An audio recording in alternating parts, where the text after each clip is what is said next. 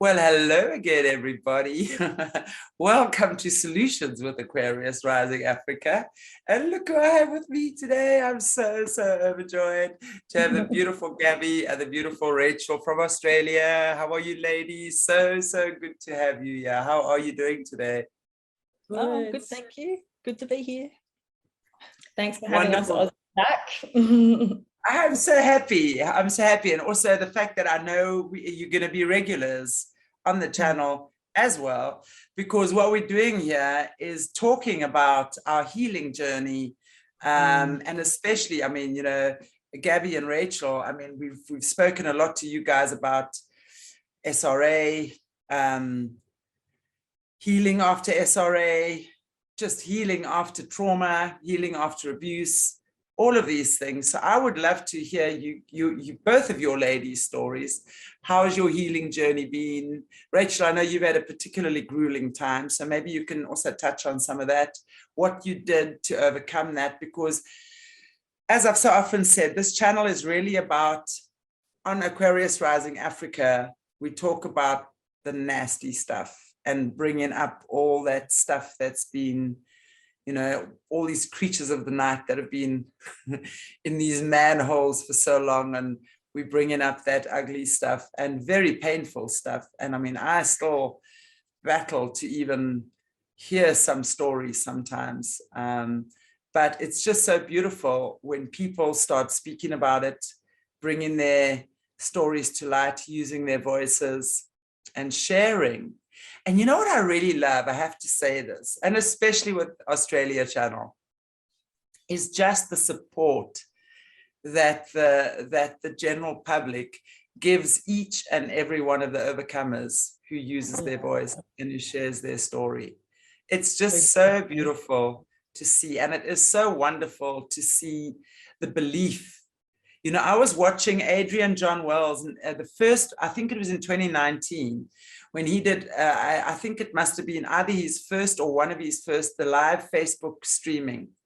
And I was watching the comments of people saying, you're speaking rubbish and this guy's lost the plot. And, if this is true, then you better fear for your life or hope that you, and just in two and a half years, how that has changed and how people are really honoring each and every one of these overcomers coming out there and speaking. So this is really how we do the healing. And I would love to hear from you two brave ladies, what your journey's been. But Gabby, I'm going to ask you first to talk about your journey and what is actually, because you are always such a graceful hostess on the Australia channel, just giving everyone else such a voice. And I love the way you post your stuff on your social media and just sharing all of the stuff all the time. So I would love to hear about your healing journey as well. So over to you, beautiful ladies. Yeah, I'm just agreeing with you, Chantelle. It's so beautiful seeing how much has changed even in the last couple of years, like with survivors being heard. I just can't believe it. Like, I can't believe how many people are following and learning and supporting each other. It's so heartwarming to see. Yeah, it's literally like the belief systems, all of the crap and programming that the media and the government and Mockingbird has taught us is just breaking down. And people are actually starting to think for themselves, which is just so hopeful for, if we can do this in 2 years, where will we be in another 2 years kind of thing as well. So yeah, so my healing journey,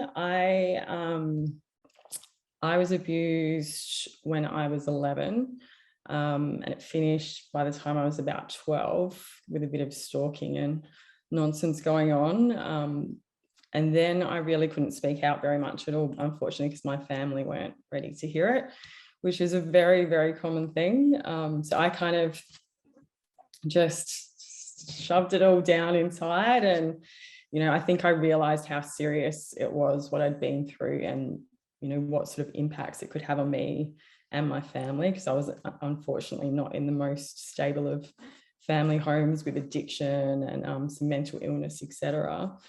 So yeah, I just tried to find whatever help I could. And for me, I loved reading, and I literally went to every library I could go to, read every self-help book, read every psychology book, just pretty much read every book about any sort of humanity, social, philosophy, you name it. Like, I just used to read libraries out, just trying to get as much knowledge into myself to help myself. And look, it definitely helped. I think it gave me a lot of strategies. I kind of knew from reading those books, or thought I knew from reading those books, you know, how dangerous it could be to sit in shame, dangerous it could be to sit in anger. But really what I did then is just shovel those feelings down even more. So, you know, I kind of ran through my life, and I guess in some ways it actually made me a very successful for the Satanist system. In terms of, you know, I always wanted to win. I was a high achiever. I had to be the best in my business, you know, was just running 24/7 flat out for so many years. And yeah, had everything, did everything, you know, had an incredible life. Like, I look back and I'm just like, how did I even fit that in 24 hours a day? But I just never stopped. You know, I couldn't slow down. I was just like, go, go, go, go. And then during my 30s, I just had a complete burnout, you know, and it was like, I couldn't move. My whole body shut down. I had like the worst pains. I couldn't use my mind. You know, I worked in a job managing, you know, 20 to 30 staff at times and multiple businesses. And I was just like, I can't even read an email. Like, it was just like everything just shut down. I was fainting. I was just getting hot and cold flushes, and I just didn't know what was going on. It was quite scary. But I guess it just had to happen. It had to happen that something Body just come. keeps the score, right? Yeah, Body yeah. I thought I was doing really well, but all those things I squashed down really deep were just like, I'm coming up. So yeah, finally, when it took probably a year to get diagnosed, but I ended up with fibro, chronic fatigue, just career burnout, all of the things that go with that, like heavy metal exposure. Just, yeah, I was just broken. And there was probably a good 6-7 months that I really couldn't even get out of bed. I was in so much pain. I was just crying myself to sleep from the amount of pain. Yeah, and I guess for someone that had always been doing so much and in control of so much and helping so many people, and it was just like, shit, I really need to work on myself. And you know, I realized that I was in quite a life kind of threatening position because my health was so bad. And I had to start doing something. And mind you, I had, from all that reading and you know, I would journal and all of this stuff about my abuse before, it didn't cross my mind that any of this burnout was anything to do with that. That's how far I had actually shoved it down inside of me. And so, you know, I had these massive physical problems in front of me of like trying to stay alive because my heart was getting really weak and beating funny and all of this nonsense. So I just started working on the physical because I was just like, look, I need to. So I did some, you know, huge cleanses. I found like Ayurvedic stuff. I tried to go back to like a lot of really traditional old school therapies and learn about those. And it was really interesting because as I started cleansing my body from all of this stress and honestly all of this trauma that I had put on my body by running it like a machine for so many years, as that come out, there was, my feelings started to literally come back into my body, and I started to, I guess, process a lot of what had been going on in my family at that time, you know, feelings of like, you know, feeling let down, not just by the abuser, which was a friend of the family, but, you know, by relatives that maybe enabled it or looked the other way, etc. And it's interesting how our bodies are so, you know, when your body's toxic and it's under so much stress, you literally are not in a state of healing on any level, physical, mental, emotional, or spiritual. And so as I attacked, you know, well, not attacked, as I rebuilt my body from this mess that I put it in, yeah, I was able to finally, I guess, bring up these emotions that I'd suppressed for so many years. And it's an ongoing journey. Like I would say, what was it? It was 2016 when I had my complete burnout.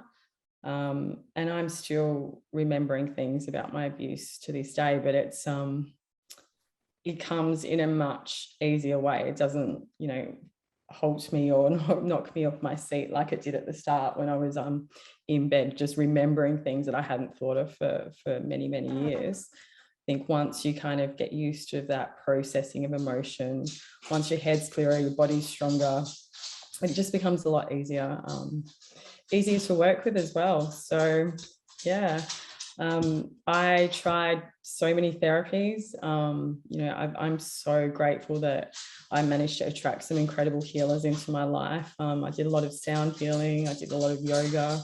I met some incredible shamans that had studied over in South America, and the things that they helped me with were just absolutely incredible. And for me, a lot of this therapy was amazing because I had so much pain that I'd shoved right down because my mum hadn't wanted to hear what happened to me. My dad didn't speak to me for however many years after he heard what happened to me. So for me to talk about it was actually so traumatizing. Like I could sit there and think about it, I could journal it, I could paint about it. But for me to go and like speak or to a counselor or something about it, I was just like, yuck, I just don't want to. But all of these amazing therapies on my body, I did a lot of breath work, and I found that amazing just to get the energy moving around my body, etc. again. So I know at the moment I have a lot of survivors reaching out asking, how do I start healing, or I'm scared of healing, or they kind of make an appointment with one of our amazing healers and then they're like, I can't do it. And I just think, we build up so much, like, we're like, I've got to heal. There's something wrong with me, and we've got to remember, like, our bodies know. They know exactly what to do. You've been healing every single day, every single second since it happens. Like you're not healing now. You don't have to go, I'm healing from this moment at 3:30, I'm healing. It doesn't work like that. Like you've been healing the whole time. And it's more just like reaching out and grabbing tools and making connections and learning new things. So yeah, it's been quite a journey, but I've absolutely loved my healing journey. It's taken me within, it's taken me without. It's brought so many amazing healers into my life, and yeah, just be open. And I think when we get out of our own way and just slow down, or like myself, because I couldn't do that, just get knocked down. You have to have that surrender. And I think once you create that space, like an open cup, love, the universe, everything just flows in. That was just my experience. I think it's so much has to do with the intention. When we decide that we no longer choose to be ill, and in your case, absolutely. And as we go along, I'd love for us, maybe at some of the later, as we go on in the episodes, if we call them that, to maybe unpack some of the healing modalities that you experience as well. That would be really, really great. But I think as we set the intention for change, it's like you open the door and there the people are standing on the other side of the door. But you will never know that until you decide to open that door. I mean, I've been a healer now for 20 years. And rest assured, it's heal thyself. So if, when God says, okay, I mean, I created breast cancer for myself. And at the same time, I was bitten by a black widow spider. So it was like what God really said to me was, healer, heal thyself. If you say the body's designed to heal itself, show me. Is it test? It's your graduation. It was so exciting. So, so it's beautiful to hear these stories, about, going. And, what you're saying as well, it started with your abuse really at the age of 11. And, it's like putting a lid on a very potent toxin, a poison, literally within the cells of your body, and expecting it not to toxify everything. It might take a little while, you know, it's like a rotten apple, creating rotten apples around it. So it might not happen in one day. It might take a couple of years for that to manifest. And I do believe, you know, that's what cancer is, literally. Cancer is an emotional illness that we create for ourselves. And I can say that through my own experience, because through that experience I created for myself, I had to go really deep into, and it was the right side of my breast. The right is the masculine side, the left is the feminine side. So it was my right breast. I was so pissed off with men at that stage. I could have spat spiders, which is why one came and bit me. And she said to me, transform or die. I said, I'll transform. And then I got spider medicine. It was lovely. You know, so what I'm saying is, every negative situation has such a potential to become positive. And that's what the healing is about, I think. So I'd love to hear, and I know that as we go along over the next weeks and what have you, we're definitely going to be talking more about that, and maybe even getting on some of these healers to come and chat with us about their modalities and what they do. So this is so exciting. I'm really so excited about where we can go with this. Absolutely. So Rachel, I would love to hear. I mean, we've heard your story has certainly been one of those that has traumatized me, hearing what your father put you through particularly, and not just him, but obviously his cronies as well. You know, and for me, that has to go down as probably the biggest betrayal ever, because when we as children look at our parents, and especially our fathers, you know, the fathers are the protectors and the providers. That's their archetype within the family, right? The mom would be the nurturer, the caregiver, the creative one, the soft place to fall. But dad would go out there and make sure that no one touched his family. And, you know, I am just so grateful that I had that in my family with my father. Was he perfect? Oh, hell no. He was a naughty guy. But one thing for sure, he loved his kids and he took care of us. And for me, I could never, and I always say, you know, my dad, he was the 6'6" gentle giant. And I was not scared of anyone in the world, because I had the biggest father, and no one was ever going to touch me or come close to me, because my dad was the biggest that there was, and that was it. And he was very gentle, and kids and dogs loved him. So I always knew when he had that energy, there was this great big heart beating in his chest, you know. So when I heard your story about what your dad put you through, and your siblings as well, that really broke my heart. And I know that your father is certainly not the only one out there, but I can imagine what a betrayal that must be for a child to have to experience going through. So I would love to know how you came out of your story. Wow. Well, thank you for giving me the opportunity to do this healing series, because that's also part of my healing journey. I was talking to someone I love very much just recently and saying, you know, I feel like this harbinger of doom. I'm telling people this story that is just so traumatizing and distressing, and somehow I ended up being the poster girl for this zombie apocalypse, which is just not what I wanted. So I was talking about how, you know, what I really want to do is heal. I want to do healing work. And then then just serendipitously, you know, the manifestation, you just synchronicity.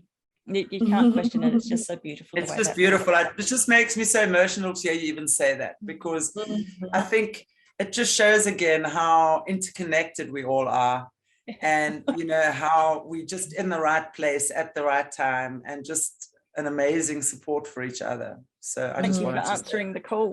You know, my soul called out for it. You answered it. So thank you both. Oh, yeah. So my healing journey, I guess I was a bit of a sickly child. Like my father used to refer to me as his hothouse flower or his hothouse plant. And I think that was because there was so much experimentation going on with me as well. But I wasn't a particularly healthy child. I had a lot of bouts of tonsillitis, and I had full-on convulsions after those sorts of things. And I had chronic urinary tract infection. So my body was playing up from a very early age. And then in my 20s, it was quite chronic. So I stopped being able to nurture myself when I was about 11, and I started to get very, very thin. So I was very thin right through my 20s up until I was about 26. Then the body memories got really intense, and I actually got incredibly depressed around 2003. And that's when some really interesting things happened. So I got diagnosed with an adjustment disorder with depressed mood, and I had some counselling, though I couldn't bring up the stuff that I really needed to talk about because it had been so intensely repressed. I wasn't quite like you, Gabby, in that I wasn't really, really busy, but I really struggled. So I found it difficult to work in a normal environment. I had, just like I was mentored into a Bachelor of Arts degree, I was also very sort of, I don't think it was a mistake that I was taken into a federal government position from high school. Straight after my degree, I got this federal government position, which ended up I couldn't stand and left. And that was pretty much, then I went to art school because I just wanted to get away from that, finished my degree. But that was still, I was concentrating on other things, but the art therapy was massive. That was huge for me. And I did some really creepy stuff with babies' heads and things, which at the time didn't really understand what I was doing. Did you have any memories at that stage yet? I always had some. I always had some. So I wasn't able to repress all of them. So there was some where I wasn't given the hypnosis afterwards, like when one particular family member came in and pashed me when I was 14. That's a passionate kiss. And then my father growled at her and she came out of my room, but she forgot to do the hypnosis on me. So I always remembered that, told family members about that, but nothing was done. It was just understood that she was weird. I was certainly underage at the time. Then, around 30, things really started to, I really started to sort of fall apart. And through that process of being chronic pain, just as you said, Gabby, and I was diagnosed with fibromyalgia.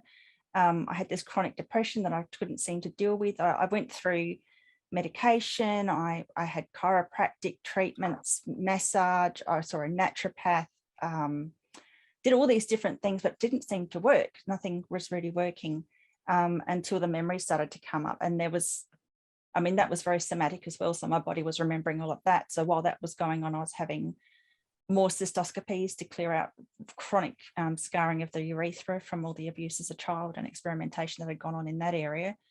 And then there were some really weird events when my father brought one of my abusers to my house, and that just seemed to really intensely trigger.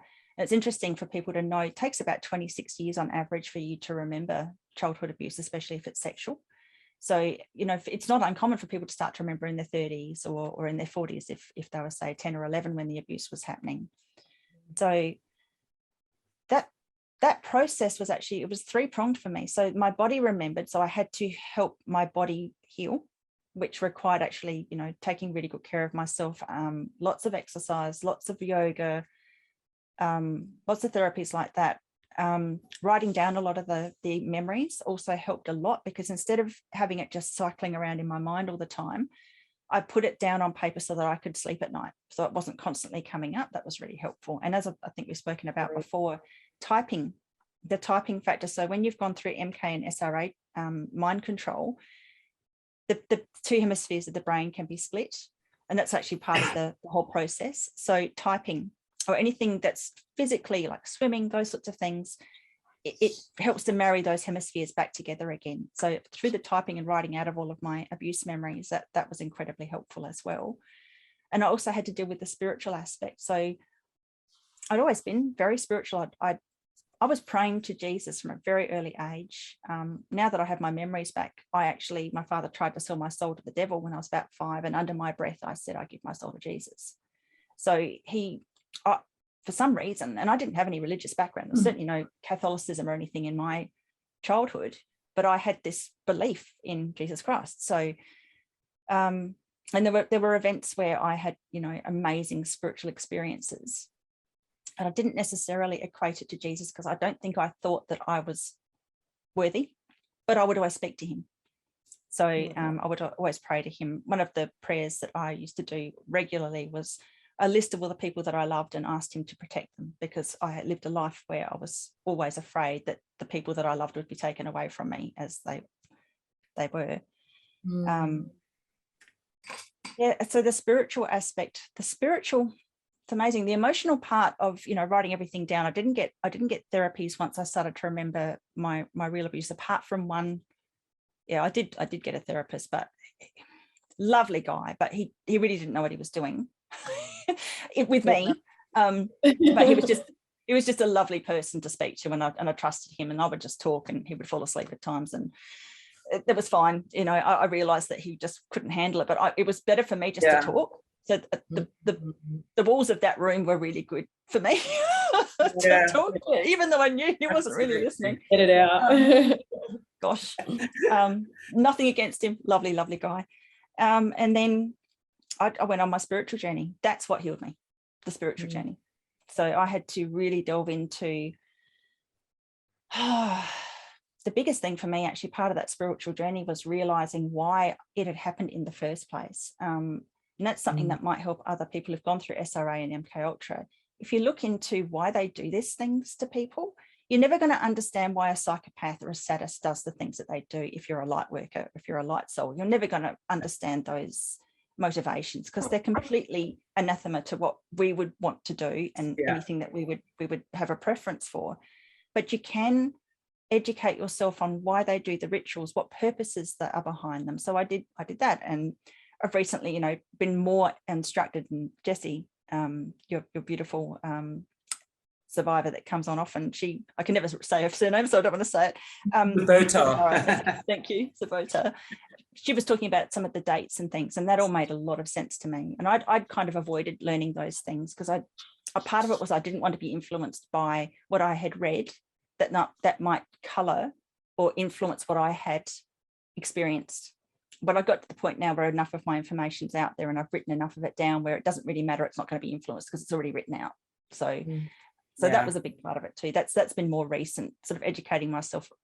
And the biggest part recently has been connecting with so many different survivors and watching channels like yours, Chantelle, where you're interviewing all of these incredible people and the correlations between all of our stories, and that is probably the biggest healing thing that I've had in this whole journey.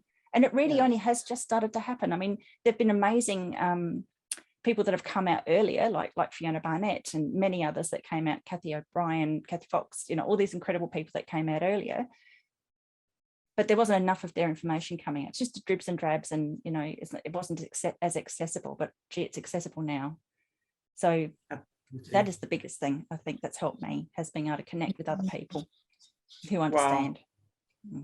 I think, and I totally think that I totally agree with you, because the more I've been doing this as well, I mean, I've been a healer for 20 years, and I realize now in hindsight, there'd been certain therapies I would do, and then people would suddenly start having memories.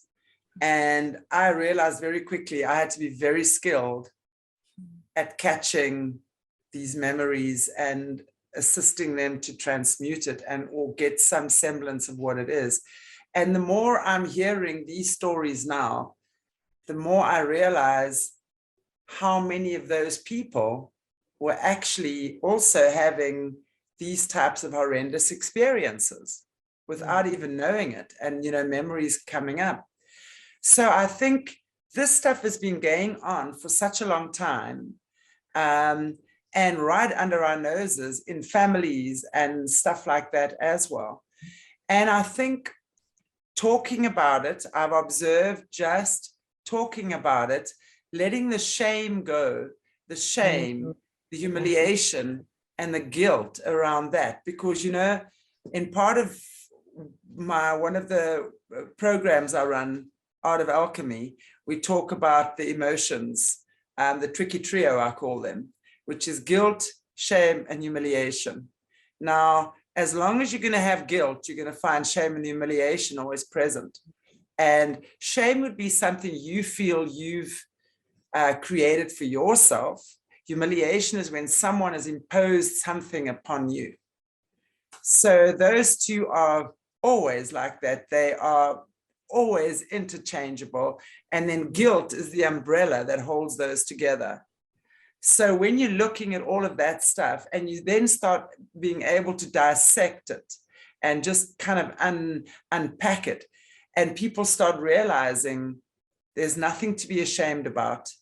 And your humiliation is really your superpower, because when you start realizing what they tried to break down in you, you know, there's that beautiful Mexican proverb that goes, they buried us, but they did not know we were seeds. I love that, because that is so true, you know.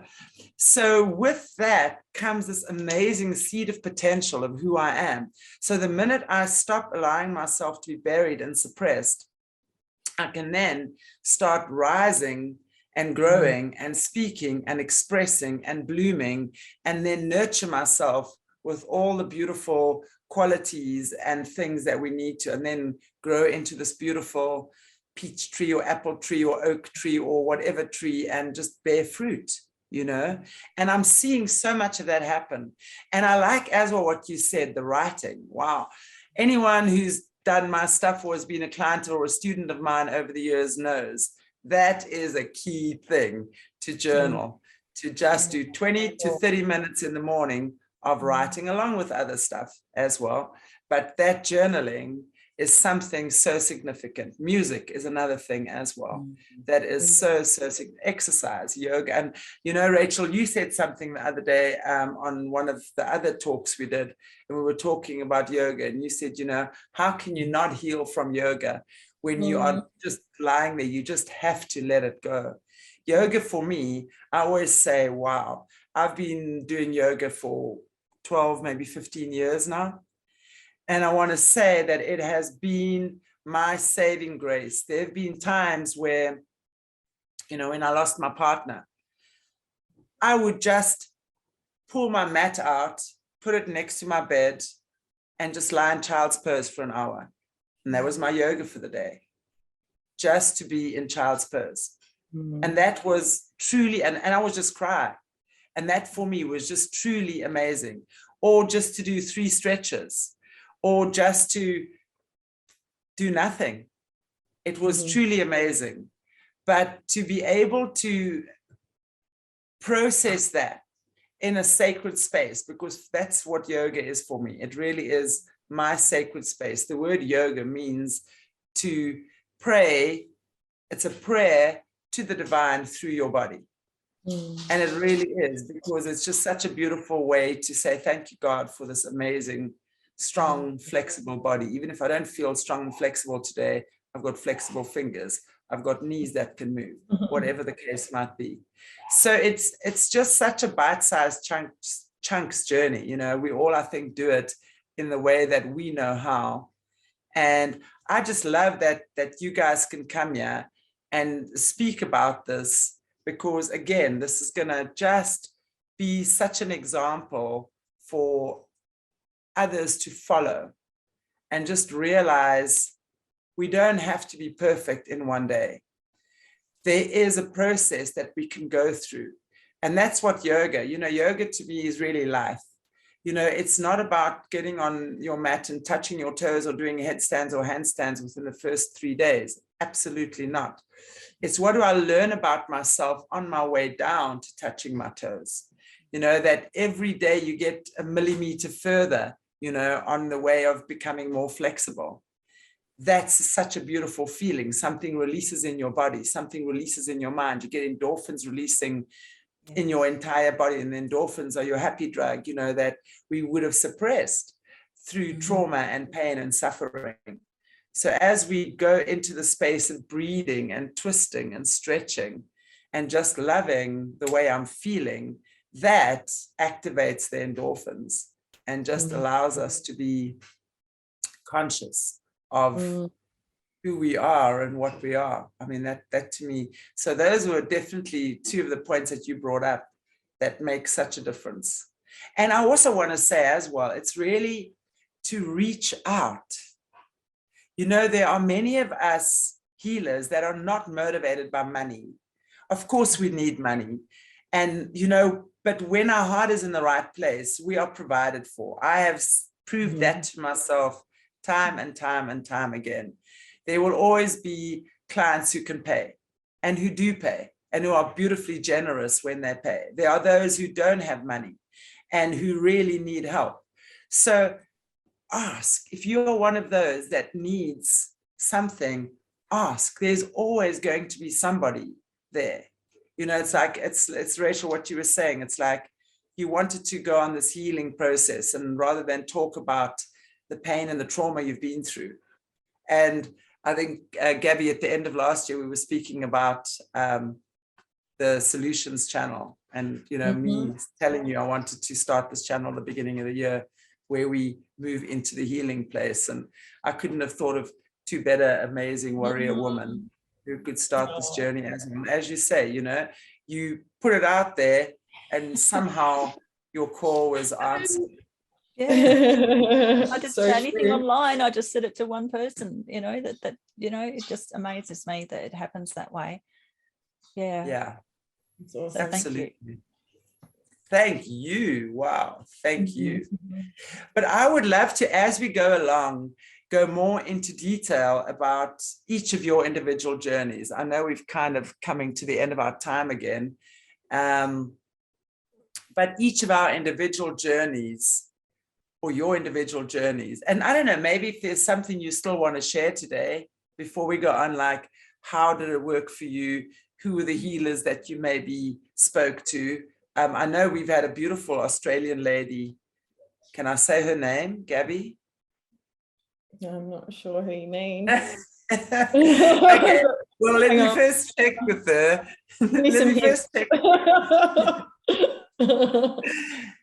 Who's actually on 2 occasions offered us beautiful healing. And it has been phenomenal. So I would love to have her on maybe sometime in the future. She sings and chants and plays instruments. Yeah.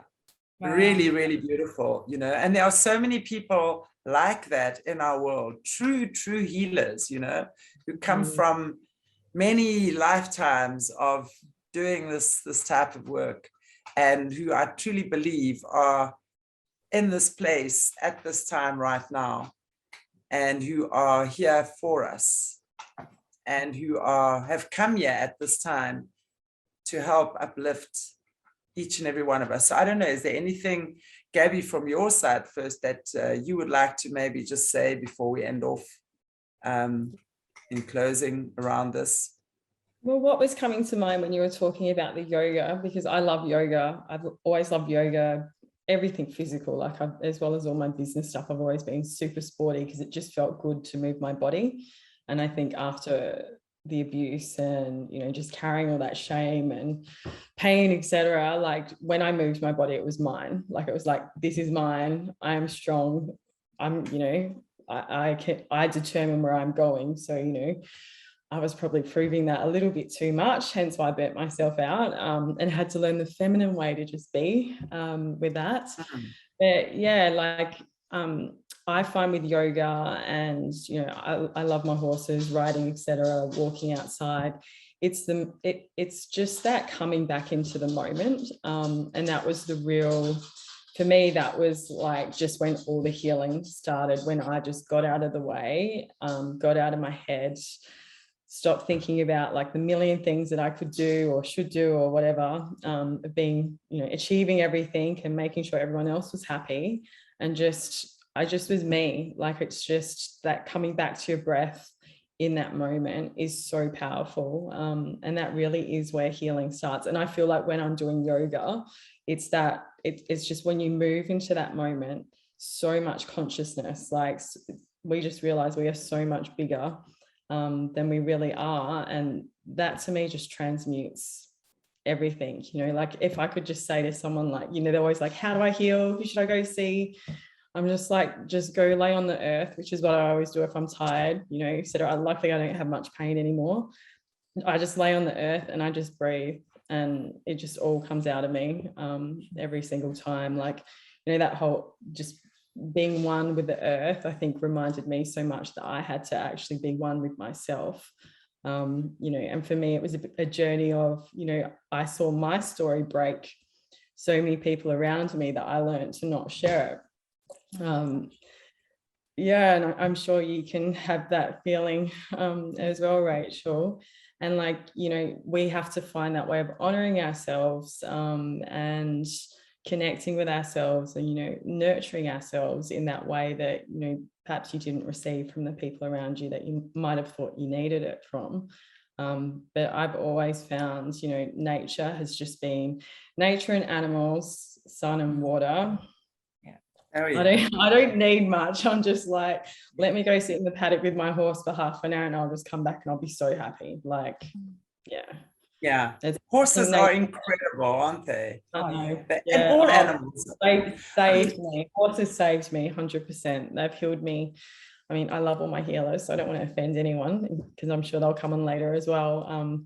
But my horses did work when I couldn't even speak. Do you know what I mean? Like I couldn't even voice what was so stuck in me, and they just love you. So what I've also found is I've worked with some recovering drug addicts in the past, and they would get a dog, they would get a little animal, and they then started caring for this little animal. It gave them something to come home to, something to love, something who loved them back unconditionally.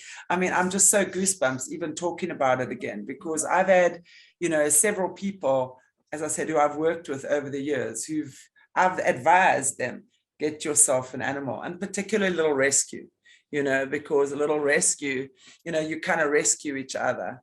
And I'm a great fan of rescuing animals for sure. But that as well is really has been amazing in terms of healing. Amazing healers. Yeah, I've got to agree with that. My animals have helped me all the way through, 100%. I'm a big believer, because I am such a spiritual person, that there are some pets, but a lot of the time there are animals that are soulmates that come through as I mean, I might call them a familiar, but that they're a spirit guide that comes in to help you. So what you said, about rescues, absolutely 100%. You're saving their life and they're saving yours at the same time. And I love that idea of, you know, the responsibility of something that loves you, caring for it, and needing to be obviously conscious. If you're an alcoholic or if you're a drug addict or whatever, you need to be conscious to take care of that creature. So yeah, I can see why that therapy would work extremely well. It's interesting what you're saying before about, you know, your father, animals loving him or dogs loving him. Dogs always hated my father, always. It was fascinating. And he used to be very cruel to our dog. But yeah, it's just interesting that you mentioned, you know, that it really is an amazing litmus test for people if animals don't like them. Yeah, they know, they can tell, they can feel it. It's a vibration. Absolutely. I remember we right next to on the farm, we would have this big lawn, and then my parents loved, especially my dad, loved to do what we call braai, barbecue on a Sunday especially. That was like a big family day, and we invited people over, and right next to that was the paddock where my dad's stallion was. And of course, he was kept separate from the other horses, and his name was Musketeer. But man, I adored this horse. He was like my dad's horse. And you would see him, countless photographs, which I really have to find, actually. I'll ask my mom, where my dad is standing there, Musketeer's heads right there. Just always present in the family, you know. Just beautiful. And I mean, animals are such a beautiful part of families, and they create such a incredible healing energy in our environment. So yeah, definitely I would highly recommend animals, highly recommend journaling, writing, starting to write things down, going for walks in nature. You know, that's where we begin. And crying, got to cry. Wow. And if you've got to go out into the wide open with no one else around you and scream and scream and scream for 10 minutes, then that's what you do. I did a lot of that at the beach. Yeah. What a windy day. Screamed my head off. Yeah. That was a big just thing. Release. Wow. I thought I was the only one. Yeah. They're coming out. Yeah, absolutely. Wow, ladies, thank you, thank you, thank you. I am so grateful to have you beautiful women here. Wow, I can't wait for where this channel, that is, we've just started and it's still small, it's growing. So please, guys, share and share and share for everyone out there. It's such a phenomenal. I'm just so grateful for whoever's coming on. Everyone so far that we've invited on and are inviting on has just got something so valuable to add. And I so look forward to this journey as well, where we're going to be talking to the healers, the true healers of the world, the ladies and the gentlemen who helped you guys and me along my journey. We'll be bringing them on as well. Different healing modalities. You know, for me, the Tibetan singing bowls is just top notch when it comes to releasing those stuck frequencies. I've been using that for many years now, on and around the body. I showed you a little picture of my cat yesterday who's just come. She was so traumatized because she was mauled by dogs. And, you know, I nearly had to surrender her, but I just could not do that. There was no way. So I said, okay, we're going to fix this and we're going to make it work. So I was playing sound bowls to her and placed them on her, and she just loved it. And it's already just after that, big shifts happening. You know, as we heal ourselves, our animals can heal as well. And we heal them. We heal the world. Everything that is around us has a healing frequency within. And we've just got to tap into that and tune into that. So God bless you, beautiful woman. And I can't wait for the day that I get to give you all a big hug. I know, right? We're going to have to learn how to teleport very quickly. Yes. Yeah. I think if one thing that this whole bloody spiky flu nonsense time has given us is our ability to tap within, and soon we're going to be zooming out there and no Qantas pilots required. Bring it on. Exactly. Thank you so much. Thank you, thank you, thank you. And for those of you, if you haven't given us a like, a share, and a subscribe yet, please do. And we will definitely be bringing more and more amazing people onto this channel. And well, here we are with Solutions with Aquarius Rising Australia. Yay. So I look forward to seeing you in 2 weeks' time again. Take good care. God bless you both. Have a wonderful day, everyone. Bye-bye. Bye.